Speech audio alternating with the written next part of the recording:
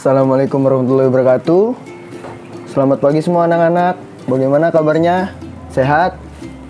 Oke, kali ini Bapak melihat beberapa sampah di kolong mejanya. Sebelum itu rapihin dulu sampahnya, dibuang ke tempat sampah.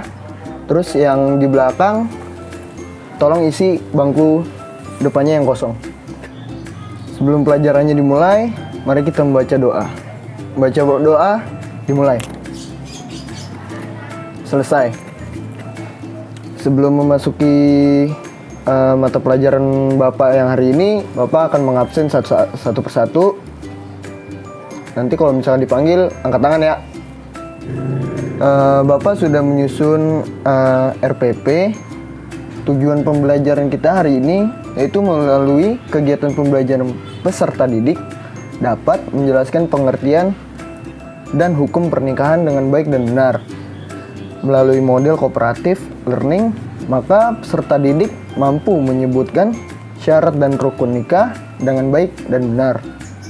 Yang ketiga, melalui metode mind mapping, peserta didik akan mampu menjelaskan macam-macam pernikahan yang dilarang oleh agama dengan benar, mahram secara benar, dan undang-undang yang mengatur pernikahan. Bapak ingin menanyakan ke kalian semua, apakah ada yang tahu materi kita hari ini? Oh bagus, ada yang tahu. Nikah itu apa sih anak-anak? Ada yang tahu? Kata nikah berasal dari bahasa Arab atau disebut al-jam'u, yang artinya bertemu atau berkumpul. Sedangkan menurut istilah nikah, suatu ikatan lahir batin antara seorang laki-laki dan perempuan untuk hidup bersama dalam suatu rumah tangga melalui akad yang dilakukan sesuai dengan syariat Islam. Di sini juga ada dalil pernikahan anak-anak. Dalam Al-Quran surah An-Nur ayat 32, yang artinya, dan kawinkanlah orang-orang yang sendirian di antara kamu dan orang-orang yang layak berkawin dari hamba-hamba sahayamu yang laki-laki dan hamba-hamba sahayamu yang perempuan.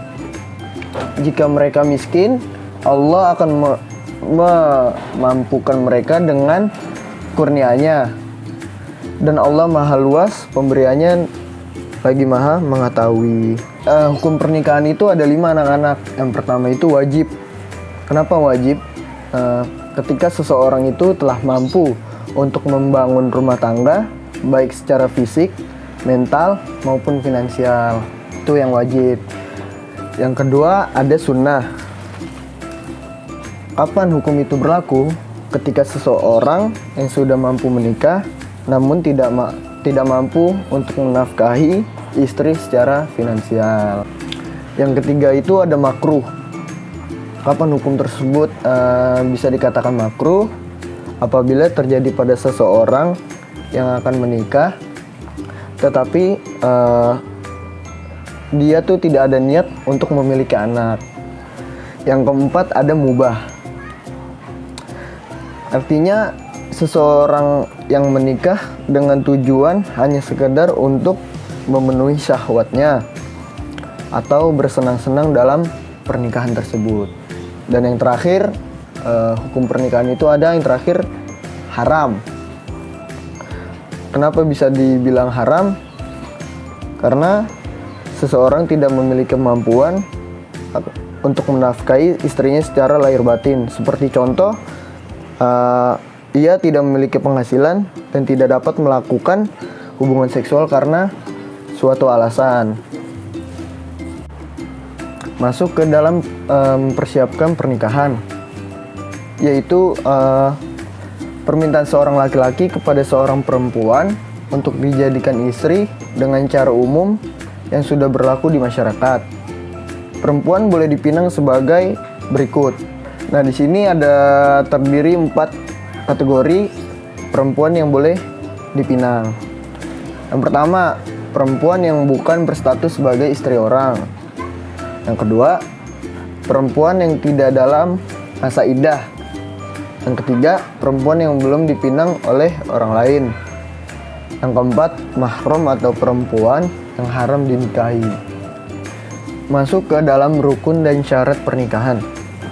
Yang pertama untuk calon suami, pastinya beragama Islam, atas kehendak sendiri, bukan muhrim, tidak sedang ihram haji. Yang kedua, ada calon istri, pastinya beragama Islam, tidak terpaksa, bukan muhrim, tidak bersuami, tidak sedang dalam masa iddah, dan tidak sedang ihram haji dan umroh. Yang ketiga, adanya wali. Syaratnya mukallaf, laki-laki merdeka, adil, tidak sedang ihram haji atau umroh. Yang keempat, adanya 2 saksi dengan syarat Islam, dewasa, sehat akalnya, tidak fasik, hadir dalam akad nikah.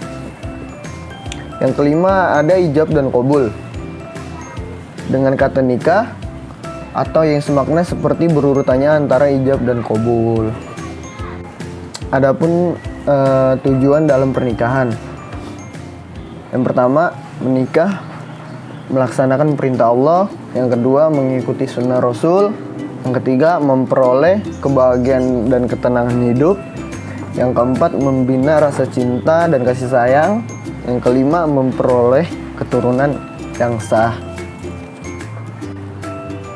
Setelah Bapak menerangkan semuanya materi pernikahan, Bapak ingin membagikan kelompok yang terdiri dari 5 kelompok.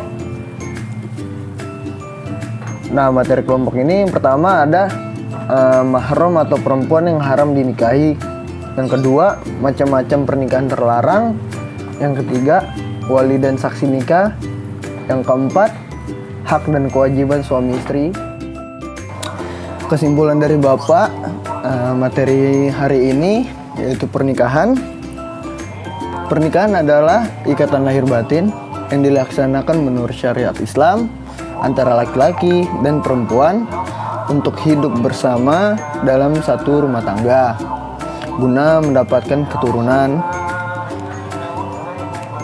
Terus hukum asal pernikahan adalah mubah.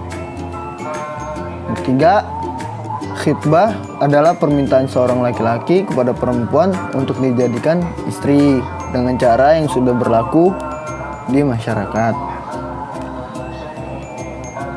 Selanjutnya, rukun dan syariat nikah yaitu yang pertama calon suami, yang kedua calon istri, yang ketiga adanya wali, yang keempat adanya 2 saksi, dan terakhir yang kelima ijab dan qabul. Ya, mari kita akhiri materi kita hari ini dengan membaca lafaz hamdalah.